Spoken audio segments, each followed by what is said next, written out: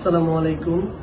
আমাদের মাইলস্টোনে যে অনাকাঙ্ক্ষিত এবং হৃদয় বিদারক ঘটনা ঘটেছে, এটাতে আমরা আমাদের পুরো দেশবাসী, আমাদের হৃদয়ে রক্তক্ষরণ হয়েছে। আমরা আমাদের ছোট ছোট নিষ্পাপ ভাই বোনদেরকে হারিয়েছি।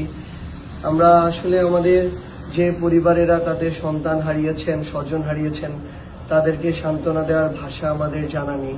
কিংবা এখনো যারা বার্ন ইনস্টিটিউট থেকে শুরু করে বিভিন্ন হাসপাতালে কাতরাচ্ছেন, হৃদয় বিদারক চিৎকার করছেন অসহ্য ব্যথায়, তাদেরকেও সান্ত্বনা দেওয়ার আমাদের ভাষা জানা নেই।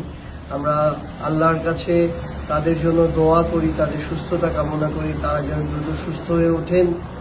আমরা এই শোককে আমরা আমাদের শক্তিতে পরিণত করতে চাই। আমরা আগামীকাল চাঁদপুরে আমরা আছি। চাঁদপুরের এখানে আমরা পানি উন্নয়ন বোর্ডের সামনে থেকে শোক মিছিল করতে চাই কালো ব্যাজ ধারণ করে।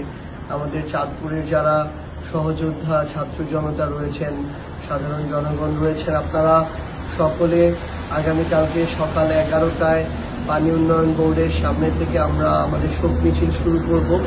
আমরা আপনাদের অংশগ্রহণ প্রত্যাশা করছি এবং এরপরে এখানে যে বাস স্ট্যান্ড রয়েছে সেখানে আমরা সবার উদ্দেশ্যে কথা বলবো।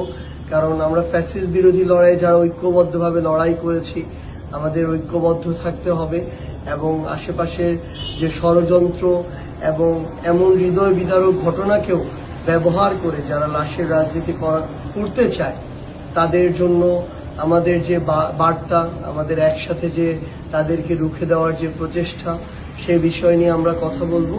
আমরা আপনাদের সকলের অংশগ্রহণ কামনা করছি। আসসালামু আলাইকুম।